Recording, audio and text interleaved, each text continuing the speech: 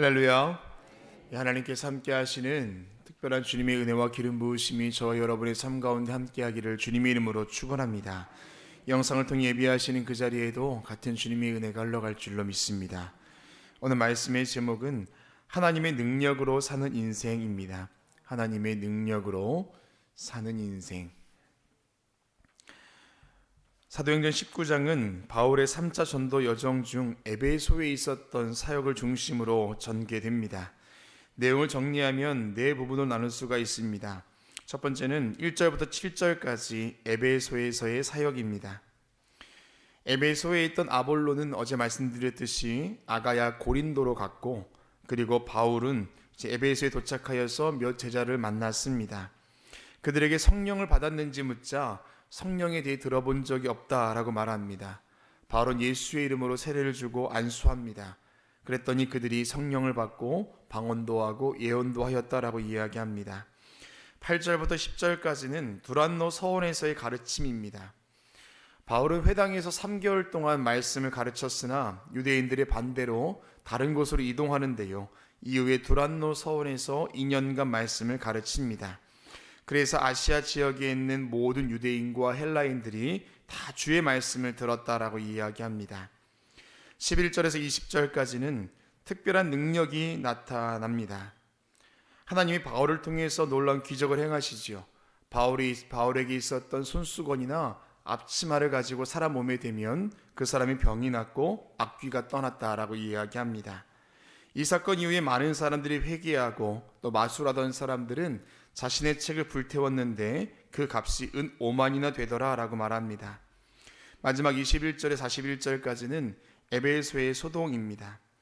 데메드리오라 하는 아데미 신전 앞에서 그 신상을 만들어 파는 사람이 자신의 사업이 위협을 받게 되자 소동을 일으키면서 도시 전체가 혼란에 빠집니다. 당시 고대 도시 안에서는 저마다에게 원형 극장이 있었습니다. 오늘 본문에서도 에베소의 그 장소를 연극장이라고 소개합니다. 말 그대로 극장으로 사용되었고 시민 집회나 아니면 도시의 공적 발표가 이루어지는 곳이 바로 이곳입니다. 그래서 학자들은 남아있는 원형 극장의 유적을 통해서 당시의 인구가 몇 명이었는지 추측하는데요, 수용 인원 곱하기 10을 한 수입니다. 현재 에베소에는 고대의 연극장 모습 거의 그대로 남아 있습니다. 그 연극장의 수용 인원이 2만 4천 명쯤 됩니다.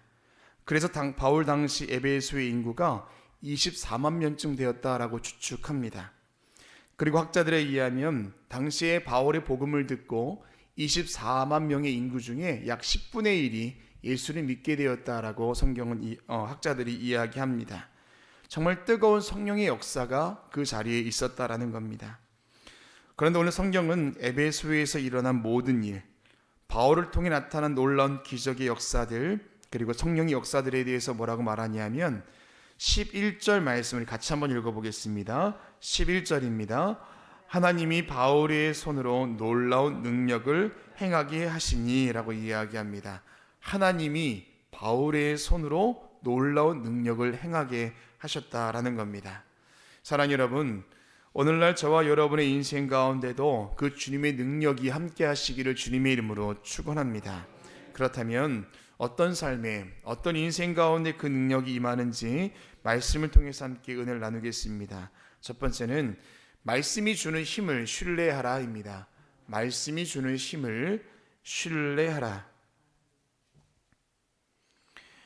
회당에서 복음을 전했던 바울에게 유대인들의 방해가 있었습니다. 그래서 바울은 두란노 서원에서 활동을 이어갑니다. 서원이라는 말은 헬라어로 스콜레입니다. 라틴어로 스콜라, 영어로는 스쿨입니다. 즉 서원은 학교의 개념을 갖고 있다라는 겁니다. 강의를 열어서 무엇인가를 알려줄 수가 있었고 배울 수가 있었고 또한 전수받을 수 있는 곳이 바로 이 서원입니다. 당시 서원은 꼭 국력을 상징하기도 했습니다. 에베소에는 적어도 2개 정도 서원이 있었을 것이다 학자들은 이야기합니다. 9절 말씀 보면 바울은 이곳에서 날마다 강론하였습니다. 회당에서는 유대인들이 와서 방해할 수 있었지만 서원에서는 그게 안 되었습니다. 왜냐하면 듣는 사람이 꾸준히 있었기 때문에 그렇습니다. 2년 동안 그리하였더니 아시아 지역에 있는 유대인과 헬라인들이 다 주의 말씀을 들었다라고 이야기합니다. 그런데 당시에 두란노에서 가장 유행하던 과목이 뭐냐 하면 바로 마술입니다. 사도행전 8장에서 빌립이 사마리아에서 시몬이라는 마술사를 만납니다. 그가 복음을 듣고 세례를 받습니다. 그리고 빌립을 따라다니는데 그가 뭐라고 하냐 하면 그 권능을 나에게 팔아라. 내가 돈을 줄 테니까 그 권능을 팔아라 라고 할 정도로 마술에 대한 관심이 컸습니다. 에베소에도 마술에 대한 관심이 컸습니다. 에베소 서적이라고 불리는 주술, 주문, 또 부적, 점술서가 당시에 매우 유명했다라고 학자들은 이야기합니다. 자, 그런데 바울의 복음을 들은 마술사가 자신이 갖고 있던 마술책을 다 불살라 버렸습니다. 19절 말씀 보니까 또 마술 행하던 많은 사람이 그 책을 모아 가지고 와서 모든 사람 앞에서 불사르니 그 책값을 계산한 즉 5만이나 되더라 라고 이야기합니다. 마술이 그렇게 유행했고 또한 배우려 하는 사람도 많았던 그때에 마술하던 사람들이 마술책을 다 불살랐습니다. 우리가 뭔가 서재를 정리하다가 읽자는 책들을 정리했다라는 그런 개념이 아닙니다. 그 책값이 은 5만이나 되더라 라고 이야기하는데 은 하나는 당시에 사람이 하루치 일해서 벌은 그런 일당에 해당합니다. 자, 일당이 10만 원이라고 생각한다면 은 5만 원 얼마겠습니까? 50억 가량 된다라는 겁니다. 지금도 50억의 책에 불태운다면 엄청난 일이지만 그 당시엔 어땠겠습니까? 바울이 전하는 그 복음이 에베소에 미친 파급력이 우리가 생각하는 그런 전도 폭발 이 정도가 아니라는 것입니다. 20절 말씀이 이렇게 기록되어 있습니다. 이와 같이 주의 말씀이 힘이 있어 흥왕하여 세력을 얻으니라 라고 이야기합니다. 이 모든 일들이 일어나게 된 이유가 무엇입니까? 주의 말씀이 힘이 있기 때문이다 라고 이야기합니다. 종교개혁자 마틴 루터는 이렇게 말합니다. 나는 아무것도 하지 않았다. 말씀만이 모든 것을 이루었다. 하나님의 말씀은 그 자체로 역사하는 능력이 있으며 인간의 힘과는 비교되지 않는다라는 것입니다. 또한 무디 목사님이 이렇게 말했습니다. 하나님의 말씀을 소홀히 하면 하나님의 능력도 잃게 된다. 하나님 말씀을 소홀히 하면 하나님의 능력도 잃게 된다. 하나님 말씀을 신뢰하는 만큼 능력이 나타난다라는 것입니다. 사랑하는 여러분, 에베소에서 바울이 전한 복음은 말이 아니라 능력이었습니다. 그 말씀 앞에서 마술이 무너지고 영혼이 바뀌고 도시가 흔들렸습니다. 지금도 그 주님의 말씀은 살아있고 운동력이 있어서 저와 여러분의 삶의 어둠과 죄와 거짓된 권세를 무너뜨리는 줄로 믿습니다. 저와 여러분의 삶에도 그 말씀의 힘을 신뢰하며 주신 말씀 붙들고 늘 승리하며 걸어가는 능력의 삶 되시기를 주님의 이름으로 축원합니다. 두 번째는 시대를 역행하는 신앙을 소유하라입니다. 시대를 역행하는 신앙을 소유하라. 23절 이하에 보면 데메드리오라 하는 은으로 우상을 만들어 파는 사람이 소동을 일으킵니다. 내용은 바울이 전하는 복음 때문에 자신의 생업이 타격을 받게 되었다라는 겁니다. 당시 에베소는 로마 제국 안에서도 손꼽히는 대도시였고 아데미 여신 숭배의 중심지였습니다. 사람들은 아데미 신전을 성스럽게 여겼고 수많은 순례자들이 그곳에 몰려왔습니다. 집을 지으면 그 신상을 바닥에 넣고 그 위에 집을 지을 정도로 그 신상, 그 신전에 대한 그 마음이 대단했습니다. 한 번은 당시에 신전이 세워지기 위해서 공사를 하던 중에 그 신전에 불이 난 적이 있었습니다. 그 사건을 통해서 사람들은 자기 집도 못 지키는 신이 무슨 신이냐라고 말했습니다. 그런데 그 분란 때가 언제냐면 마게도니아의 가장 뛰어난 사람 알렉산더 대왕의 생일날이었습니다. 사람들이 어떻게 해석했을까요? 우리의 신 아데미가 마게도냐로 출장 간 사이에 불이 난 것이다 라고 이렇게 해석할 정도로 아데미 신상과 신전에 대한 그 맹신이 대단했습니다. 그런데 아데미 여신은요, 단지 종교적인 대상뿐만 아니라 경제와 문화와 정체성 그 자체였습니다. 당시 에베소의 경제를 떠받들었던 것 중에 하나가 뭐냐 하면 바로 아데미 신전 앞에서 그 아데미 신상을 만들어 파는 그 일이었다라는 것입니다. 결국 복음 때문에, 바울이 전한 복음 때문에 더 이상 사람들이 그 신전 앞에서 신상을 사지 않았습니다. 그러니 사람들이 너희 때문에, 바울이 전한 복음 때문에 우리가 망하게 되었다라고 그렇게 요란을 부린 것입니다. 27절 말씀에 우리의 이 영업이 천하여질 위험에 있을 뿐 아니라 큰 여신 아데미의 신전도 무시당하게 되고 온 아시아와 천하에 위하는 그의 위엄도 떨어질까 하노라 하더라 라고 이야기하죠. 여러분, 나중에 바울이 로마로 압송되면서 에베소 교회를 향해서 편지를 씁니다. 그게 에베소서인데요. 바울의 마음은 어떤 마음이었을까요?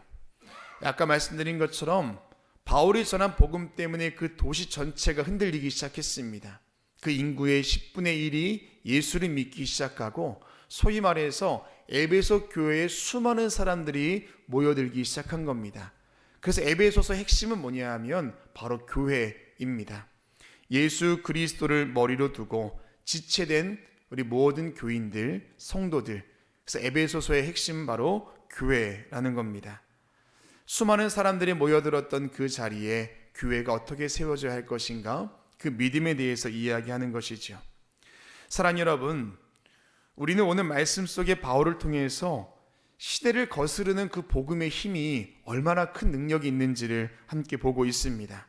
그 복음은, 그 말씀은 아데미 신상보다 강했고 도시의 경제 논리보다 위에 있었고 사람들의 분노와 저항보다 더 깊게 뿌리 내렸습니다. 오늘 우리의 삶에도 여전히 아데미 신상이 존재합니다. 눈에 보이진 않지만 성공과 돈, 인기와 편안함이라는 이름으로 우리를 붙잡고 때로는 하나님보다 더 의지하게 만든다라는 거죠. 그러나 우리의 신앙과 우리의 고백이 바울이 이야기했듯이 사람의 손으로 만든 신은 신이 아니다 라는 이런 믿음의 고백과 결단이 함께할 줄로 믿습니다. 바울처럼 우리도 이 시대가 원하는 그 모습 가운데 따라가는 것이 아니라 때로는 복음 때문에 시대를 역행할 수 있는 그런 믿음이 함께할 줄로 믿습니다. 그런 믿음 가지고 걸어가는 저와 여러분 되시기를 주님의 이름으로 축원합니다. 마지막 세 번째는 세상을 잠잠케 하시는 하나님의 손을 의지하라입니다. 세상을 잠잠케 하시는 하나님의 손을 의지하라. 결국 아데미 신상을 만들어 파는 무리들이 연극장에 모여들었고 바울의 동역자 가이오와 아리스타고를 끌고 들어갑니다. 사람들은 극도로 감정적이었으나 32절 말씀 보면은요, 어떤 사람들은 우리가 왜 여기에 모여 있는지 몰랐다라고 이야기합니다. 아는 사람들이 얼마나 이제 진리가 아닌 분위기와 또한 그 선동함이 휩쓸려 있는지 보여주고 있습니다. 유대 알렉산더가 이제 변명하려고 했지만 그가 유대인이라는 이유만으로 소리는 더 커졌고 무려 2시간 동안이나 크다 에베소 사람이 아데미어라고 외쳤다라고 성경은 이야기합니다. 이방 종교의 광신성과 복음의 충돌을 가장 강하게 나타내는 장면입니다. 이때 도시 행정 책임자 같은 인물인 서기장이 이 폭동이 로마 제국의 법에 위배되어 도시 전체가 문제를 겪을 수 있음을 경고합니다. 그리고 결국 그는 법적, 정치적 권위로 폭동을 해산시키고 이 문제를 진정시켰습니다. 바울이 전했던 그 복음이 세상의 권세와 문화와 그리고 가치와 충돌했습니다. 앞서 말씀드린 것처럼 아데미 신은 단순한 신이 아니라 에베소의 경제요, 정체성이요, 문화였고 그들의 인생이었습니다. 그러나 하나님의 능력은 조용히 역사하고 있습니다. 바울이 직접 나서지 않았음에도 불구하고 하나님은 서기관을 사용하셔서 그 모든 상황을 정리하셨습니다. 로마 제국의 질서 아래에 있었어도 하나님은 자신의 종 바울을 위해서 세상의 제도 또한 사용하셨다라는 겁니다. 아무리 세상이 흔들려도 그리고 그 안에서 믿음의 사람들이 요동한다 할지라도 하나님의 손이 그들을 지켜내는 줄로 믿습니다. 세상의 광신과 감정과 그리고 모든 것들이 하나님 손 안에서 잠잠해집니다. 아무리 사람들이 크게 외쳐도 하나님의 진리는 소리나 수로 결정되지 않습니다. 결국 하나님의 질서는, 하나님의 놀라운 능력은 진리를 통해서 보호하고 하나님이 함께 하십니다. 결국 20장 말씀 보면은요, 소유가 그침에 바울은 제자들을 불러 고난후에 작별하고 떠나 마게도냐로 가니라 라고 이야기합니다. 여전히 사도 바울의 여정은 이어지고 있습니다. 사랑하는 여러분, 바울은 아데미 신 앞에서도 두려워하지 않았습니다. 그는 복음을 전했고 하나님은 그를 보호하셨습니다. 영국장 안에서의 분노와 외침이 가득했지만 그 모든 소리 위에도 하나님의 뜻은 조용히 이루어지고 있었습니다. 오늘 우리도 세상의 큰 소리 앞에서 늘 살아갑니다. 성공을 외치고 돈을 외치고 자기 자신을 높이라는 크다 아데미여, 이 외침이 여전히 우리 가운데 있다라는 겁니다. 이럴 때 우리는 세상의 소리에 휩쓸리지 아니하고 하나님의 능력을 신뢰하며 살아가야 하는 줄로 믿습니다. 그런 믿음이 저와 여러분 가운데 함께 하시기를 주님의 이름으로 축원합니다. 기도하겠습니다.